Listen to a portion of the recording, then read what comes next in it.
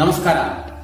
ಆಷಾಢ ಶುದ್ಧ ಪೂರ್ಣಿಮೆ ಎಂದರೆ ಗುರುಪೂರ್ಣಿಮೆ ಅಂದರೆ ವ್ಯಾಸ ಪೂರ್ಣಿಮೆ.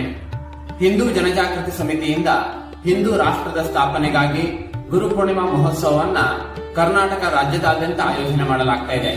ಇದೇ ಬರುವ ಜುಲೈ 29ರಂದು ಆಷಾಢ ಶುದ್ಧ ಪೂರ್ಣಿಮೆಯಂದು ಸಾಯಂಕಾಲ 5 ಗಂಟೆಗೆ ಹಿಂದೂ ಜನಜಾಗೃತಿ ಸಮಿತಿ ವತಿಯಿಂದ ಬೆಂಗಳೂರಿನ ರಾಜಾಜಿನಗರದ ಇಂಡಸ್ಟ್ರಿಯಲ್ ಟೌನ್ ನಲ್ಲಿರುವ ರಾಜಹಂಸ ಕಲ್ಯಾಣ ಮಂಟಪ, ಅದೇ ರೀತಿಯಲ್ಲಿ ಬಸವನಗುಡಿಯ ಗಾಂಧಿ ಬಜಾರ್ನಲ್ಲಿರುವ ಭವಾನಿ ಕಲ್ಯಾಣ ಮಂಟಪ ಹಾಗೂ ಯಲಹಂಕ ಓಲ್ಡ್ ಟೌನಿನ ಆರ್ವಿ ಕಲ್ಯಾಣ ಮಂಟಪದಲ್ಲಿ ಗುರುಪೂರ್ಣಿಮಾ ಮಹೋತ್ಸವವನ್ನ ಆಯೋಜನೆ ಮಾಡಲಾಗಿದೆ.